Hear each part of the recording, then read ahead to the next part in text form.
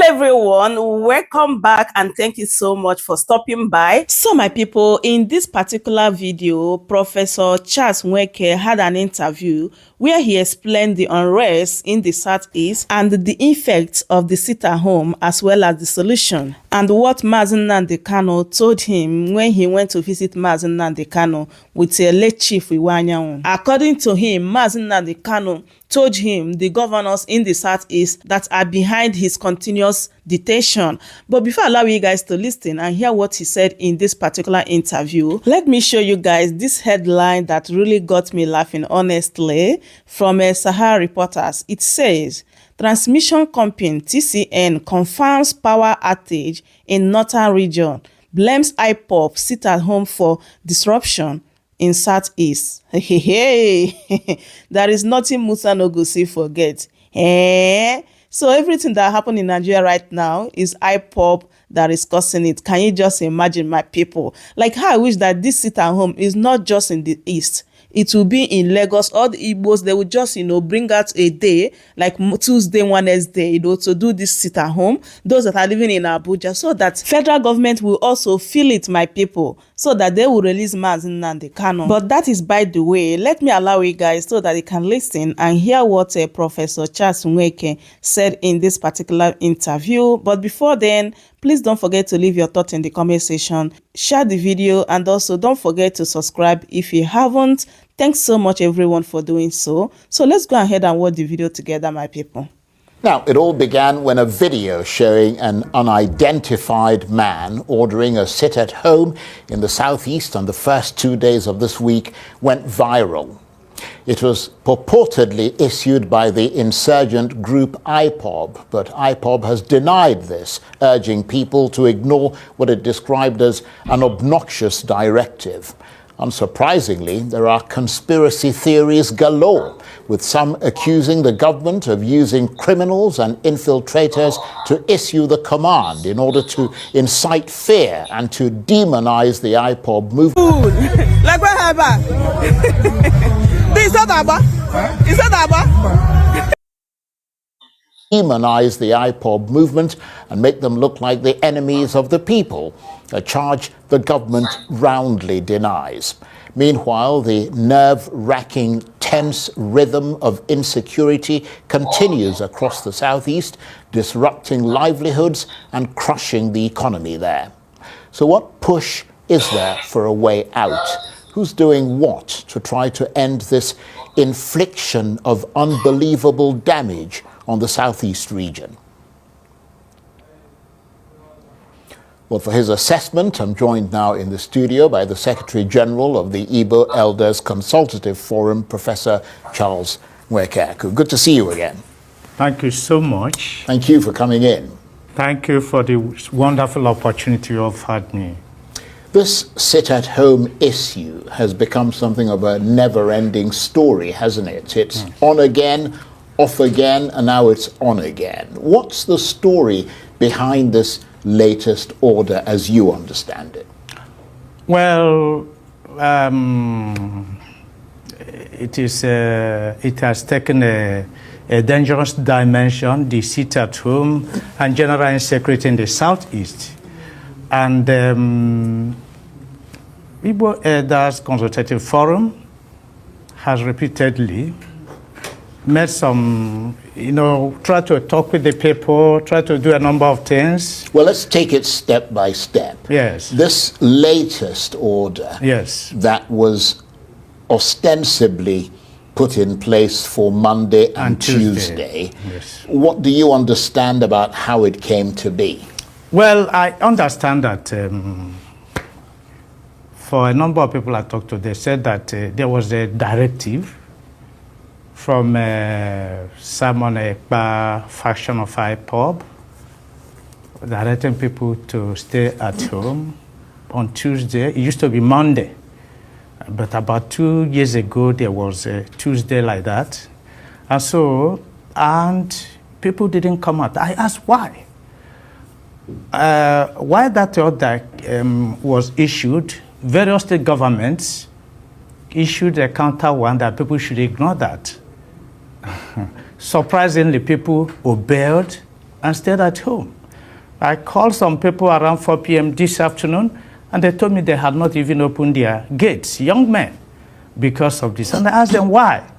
I said, well, it's true that the state governments, Southeast state governments, Enugu, Anambra, that they assure people that nothing will happen, but that there were no concrete arrangements. Basically, people don't trust the government to protect the people. Right, they don't trust the government. They've lost confidence in government. They don't believe that government will do anything.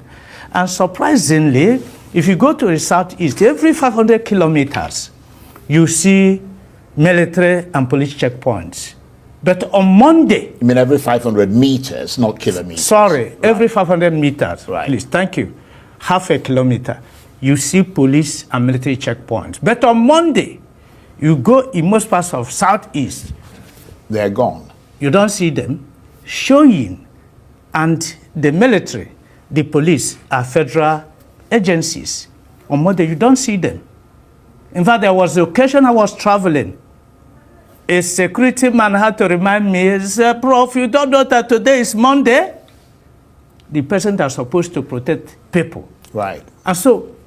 In other words, the person on whom the state governments are saying to have confidence to protect you is telling you people that not to be there, not to be out on a Monday. Yes. Right. Yes, I traveled to the Southeast, and I was going to the airport to catch flight back to Abuja. And a security agent, I said, oh, guy, you don't know that today is Monday. I said, and so what? And so, you see, on that very Monday, the security agents, instead of staying to man the various places, you will not see them. But every other day, you see them on road. Why do you think they're not there? Because we believe that a part of the security challenges we are having in the Southeast are sponsored by external forces. I want to give an example. For example, you remember when the Owerri Correctional Center was invaded.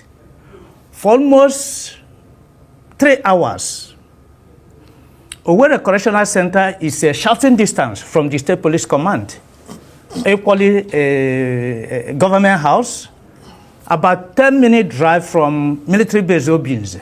But the so-called unknown gunmen operated for close to 3 hours and no person was arrested. But that's not unique to the Southeast. It is. Well, it isn't. Because there have been a lot of incidents in other parts of Nigeria, yes, including the north, where Boko Haram operate and bandits operate, where people have told the same stories that you're telling. No, that of the Southeast is peculiar because Igbos generally are noted for non-violence. Igbos don't believe in violence. Traditionally, Igbos don't believe in violence. And even IPOB has repeatedly denied that they have no hand in this sit at home. Yeah, but you said it was Simon Ekpa. Although Simon Ekpa came out and said he didn't ask anybody to stay at home. He has also denied that. Yeah. He has also denied that. People said. But even Simon Ekpa has denied that. Nnamdi Kanu has repeatedly said that his hands are not in this sit at home. His colleagues in Apple have also repeatedly come out and said this. And we put it back to federal government to arrest the perpetrators of this insecurity in the Southeast. Right, and you think that that is why it persists? Because I mean, it would be like shooting yourself in the foot, because the government needs economic activity in every part of the country in order for the country to grow. So if you're penalizing particularly a particularly commercial part of the country, then you're shooting everybody else across Nigeria. So it doesn't really make sense, does it? No. You see that the Southeast generally is not there for business. Our people are business oriented. This sit at home has adverse effect on commercial activities. Well, obviously, that's fairly obvious. And we are not comfortable with this situation. Well, let me ask you this. I mean, how much has this persistence of insecurity in the Southeast got to do with the continued incarceration of the IPOB leader Nnamdi Kanu? You mentioned him a minute ago. Our leaders, Chief Emmanuel Iwanyanwu, in fact, it was the last official assignment he had before he died, visiting Nnamdi Kanu at the DSS facility. Chief Dr. Opadike, the former governor of Anambra State. Then the other one, all of them in unity believe, the Igbo elders in unity believe that the release of Nnamdi Kanu is central to peace process in the South. Yeah, but you just said a minute ago that Nnamdi Kanu said his hand is not in yes. So obviously someone is doing it. So people, why would his release have any effect on that? Some people are using him as an excuse to perpetrate violence in the Southeast. Right. People use his name as an excuse to perpetrate violence. And we have repeatedly asked Mr. President to kindly release Mr. Nnamdi Kanu. Even at worst, grant him executive bail. Grant him bail. Let him come from home. Let's see now who we had under Nnamdi Kanu to perpetrate violence in the Southeast. Right. I'm going to come back to that issue of how the problem can be solved. But you mentioned the fact that this has crippled or at least deeply affected economic activities in the Southeast. Just help us quantify, as far as you can, the economic losses that have been incurred in the Southeast as a result of things like this sit-at-home problem and the overall insurgency. The losses run into billions of naira. For example, if you go to Aba, for example, I called some people in Aba where you have a number of SMEs operating. They told me there is an employer, I know he has about 1,500 workers. He told me that he had been at home since yesterday. Many of them. And this is not just the things that you have youth that are now roaming. I don't mind. It's Devil's Workshop. But that's across Nigeria. Yes, I don't mind. It's Devil's Workshop. You can see that if this crisis in the Southeast, if this insecurity persists, time will come when many people, in fact, it will aggravate the unemployment situation. Because if you're an employer, 7 days of the week, you go only 4 times. Certainly, with time, it will affect your general output. And that means you may downsize. And by the time many SMEs downsize, you can imagine what will happen. So the unemployment market will saturate to the point that violence, greater violence, may visit the Southeast. So how do you think this problem can be solved? Is there a military solution, or is the answer political, or a combination of the two? That's a combination of this. Number one, the release of Mr. Nnamdi Kanu is central to peace process. 2, the political leaders of Southeast should do more. They're not doing more, and that's why people have lost confidence in them. Rather, people prefer to obey non-state actors. They should do more. Basically, the governor should come up and find a way of handling the issue.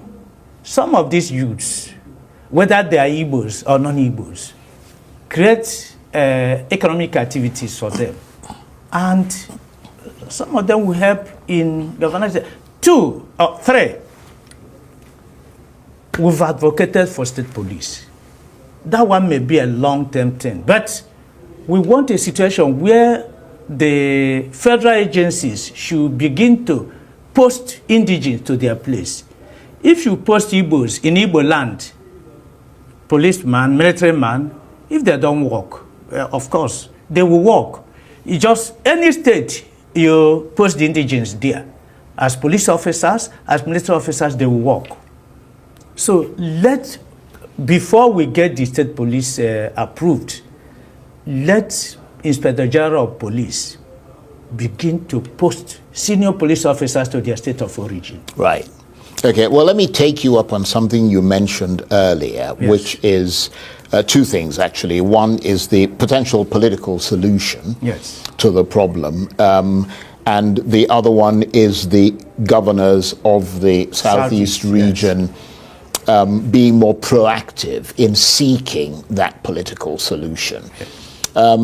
Some have said that even if they came together and said, okay, let's pick IPOB, for example, and sit down and negotiate with them, Yes. that IPOB itself has become factionalized, with one group still loyal to Nnamdi Kanu, another to Samuel Etta, and possibly a third shadowy branch. Does that make it more difficult for them to have some kind of negotiated settlement? It will not be a problem. As a matter of fact, we talked with some of them, and they're all willing for peace. We talked with some of them. As a matter of fact, you said some, not yes, all of them. I wouldn't claim to have talked with all of them, but I know, including myself, we talked with a number of them. We explained to them the need to have peace. We explained to them that whatever is happening is affecting our people more. And the number of them are what? Yeah, but you know, there's a big difference between a political wing that you can see and talk to and a military wing of an organization. Yes. I mean, I remember, for example, the IRA in Northern Ireland. Yes. You know, I mean, the IRA, Sinn Féin was their political wing. I agree with you. And they would sometimes go out and say things, and the IRA would do something completely different. When I said their leaders, I mean the political wing, the people that actually command them. We visited Nnamdi Kanu, as I told you. That was the last assignment Chief Emmanuel Iwanyanwu did before he died. We visited him, he spoke. In fact, this afternoon I talked with the MASOP leader and the others. So bringing them together will not be a problem. Right. If the political leaders have the will to do that. So why do you think they don't have the will? Is there some sort of political or pecuniary gain for the continuation of the crisis in the region for those politicians? Yes, some of them are not interested. It's alleged that some of them believe that they are not popular enough because people somehow believe in Nnamdi Kanu because of a number of things. So you think they'd rather keep him incarcerated? So a number of things. But some of those governors have come out and have led delegations to the presidency to try and get him released. Yes, that is recently. As a matter of fact, when we got there, Nnamdi Kanu accused some politicians of being lukewarm. Not just lukewarm. That some politicians contributed to his continued incarceration. He mentioned some names. I wouldn't want to go into that because I wouldn't say I verified the facts. But he mentioned some names. And if you look around, Nnamdi Kanu has acquired popularity. So this thing you are talking of faction is because Nnamdi Kanu is detained. If he is released, these people that are hiding under IPOB and the other thing, they will not come out. He has that high command. But in negotiation, you don't neglect any person. We negotiate with all of them, and they are ready to embrace peace. Now, in June this year, I don't remember if I talked to you about it, but there was talk that Mr. Kanu's lawyers might enter into negotiations with the federal government through the office of the Attorney General in order to seek some sort of settlement. Yes. Did that ever get off the ground, or is it stalled? Yeah, well, I think they tried, but like everything about Carla, at a stage there was frustration. You know, right from the onset, you remember that the Federal High Court, presided by Binta Nyakos, discharged him of 8 of the 15 charges against him. He appealed. And the 3-man panel unanimously. They acquitted him of the remaining 7. Ordinarily, federal government didn't obey that thing. Federal government detained him, and not just I said that they were going to appeal. And detained him when you were not ready to appeal. You kept him for many months before eventually federal government appealed. That means at the time they said they were going to appeal, they had no case against him. Why did you detain him? So, you see, it's like that his own case seems to be exceptional. And that is why our people they are gaining sympathy. The non-state actors are getting sympathy in Igbo land because government doesn't seem to treat that side of the country as they treat others. They will tell you other people, Sunday Igboho is working, okay, and others. Why is federal government still detaining Nnamdi Kanu? So you think the conflict in the southeast is unique? Because, I mean, there are insecurities and conflicts across several other parts of Nigeria. And in fact, in those cases, for example, in the northeast, I mean, they're not going around, you know, taking the people to court. They go in there to kill them. Insecurity, crisis are natural. And according to Karl Marx, in every society, in every organization, you have, and it is the struggle for the control of resources between two opposing groups, they have and they have not. So it is there. But that of Southeast is unique in the sense that it doesn't have that bearing on the struggle for the control of resources within the people. It has external influence.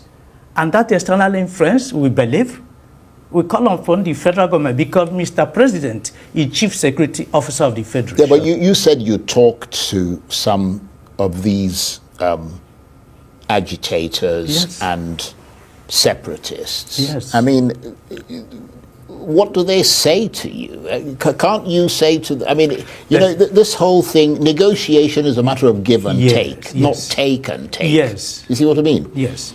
What concessions are they prepared to make? First, why did you have IPOB?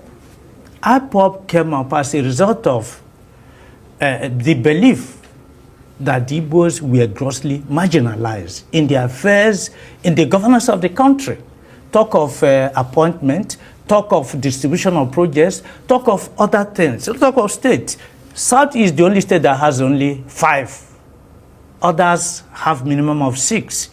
You can see the recent appointment. Every other zone has a minimum of 8 ministers. Southeast has only 5. So local government, Kano, Kaduna, and Jigawa, if you put their local government together, it's more than that of Southeast put together. The other day, the governor of Bayelsa was also is not in Southeast. But that of Southeast is aggravated. We have only 15 senators. House of Reps. In fact, Kano alone, the number of House of Reps almost more than. So you're saying that that's the reason IPOB came. It's part marginalization. Of the reason. Well, let me ask you this. Marginalization, yes. I mean, how does it? Even if the points you're making are true, and you know, it's important to emphasize wherever there is injustice, that must be emphasized and spoken about emphatically. Yes. But I don't understand the logic of IPOB inflicting further punishment on that southeast region. I told you that IPOB has come out several times and said that they but they started the sit-at-home thing. Yeah, they started. They carried out a lot of attacks. And both IPOB, MASOB, they believe in non-violence. I've never seen any of them carrying arms. They believe in non-violence. Yes, they believe that they have a good cause to pursue, but they don't believe that it should be done through violent way. Are you saying that IPOB hasn't carried out violent activities in the southeast? I wouldn't. Which they themselves have admitted that they carried out. No, I wouldn't say that. But IPOB generally, MASOB generally, they believe in non-violence. They believe in non-violence. Igbos believe in non-violence. We don't believe in violence at all. And so, it's I mean, I don't mean to kind of belabor the point, but it's important that people who are not from that region Yes. and who have nothing to do with the government, but who Yes. just are listening in, Yes. understand the context in which you're speaking Yes. as a way of being enlightened further about what is going on there. What is the logic behind whether or not IPOB has started pulling back, having already muddied the waters? Yes. What is the logic behind going to inflict economic hardship Yes. on the very people you're saying are being denied economic Yes. opportunities Yes, and are yes. being marginalized I and inflicting violence upon Yes. them? I mean, what's the logic of that? Yes, we've some of them, we've talked to them. Yeah, and what do they say to you about They that? say they have no hands in that they don't believe in that. And that's why we're also asking the federal government, please help us to arrest the perpetrators of this. Find out why on Monday police checkpoints will not be operational. Every other day they will be there. Right. Find out who sponsored these people. You know if it is IPOB, arrest them. Yeah. We will not come and defend them. If it is IPOB or MASOP, arrest them. But the truth is that federal government has not been able to arrest them. And this is worrisome to us. If IPOB said they have no hand, MASOP said they have no hand, federal government, the chief security officer is Mr. Right. President. Please arrest the perpetrators of this. Our people are not comfortable. Our people don't want this. So we are essentially business-oriented people. And we want that business to continue. Right. So it is your sense that part of the reason why this persists Yes. is because the federal government is reluctant to Do the apprehend these people, or the insurgents have become Yes. so powerful Yeah, that you really can't just go and pick them federal up. government is reluctant in handling the security situations in the southeast. Yeah, but it's not just that But the federal government is faced with we are challenges not across talking Nigeria. of a kinetic angle, because it seems you understand security from kinetic angle. No, part of it, non-kinetic. For example, release of Mr. Nnamdi Kanu. Right. It's non-kinetic. Then, because the thing has taken time, you have a number of idle youths. You have to rehabilitate them. If you rehabilitate them and they are gainfully employed, they are busy, they won't have time to do a number of these things. Not all of them are in IPOB. And give people a sense of belonging, so that those who are even supporting them will no longer support them. When you come there, say, well, what these people are saying is true. Right.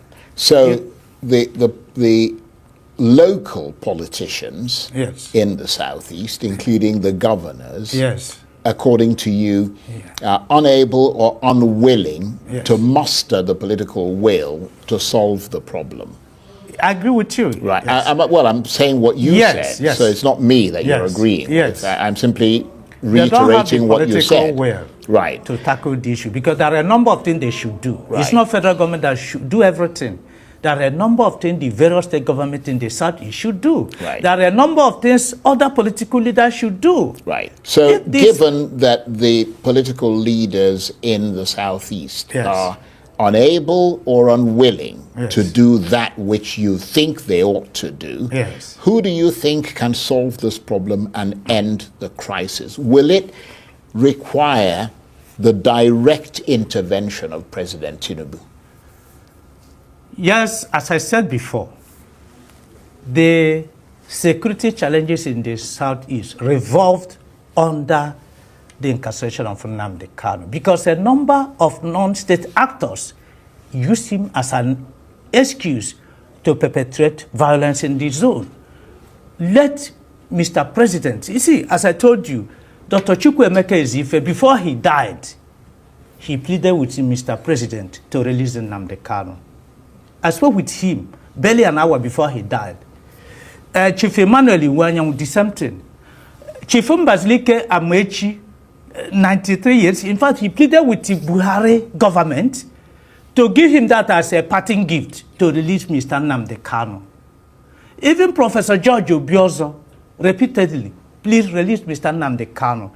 If government, federal government, is sensitive to the feelings of the people, we shall be delighted if Mr. President will release Mr. Nnamdi. If the moment Mr. Nnamdi Kanu is released, from what we've found out from our various interaction with the people, security challenges in the Southeast will be reduced to barest minimum. And you are convinced that there are no moves behind the scenes taking place? Because, I mean, we've had members of the National Assembly here who said they've marshaled, I mean, dozens, possibly even over 100 members of parliament who were going behind the scenes to kind of do things. And it's a matter of there's negotiations taking place.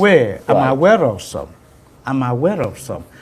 But our appeal is that Mr. President should certainly intervene, release Mr. Nnamdi Kanu, and see that peace will return to Southeast.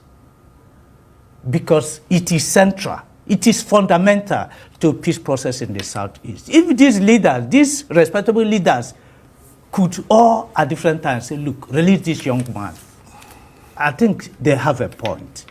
Okay. We've interacted with our people. The moment Mr. Nnamdi Kanu is released, no person will have any reason again to perpetrate violence in the Southeast. And that's why we are appealing. We are still appealing. Whatever it is, let Mr. Nnamdi Kanu be released. Okay. So that people will no longer perpetrate violence in the Southeast in his name.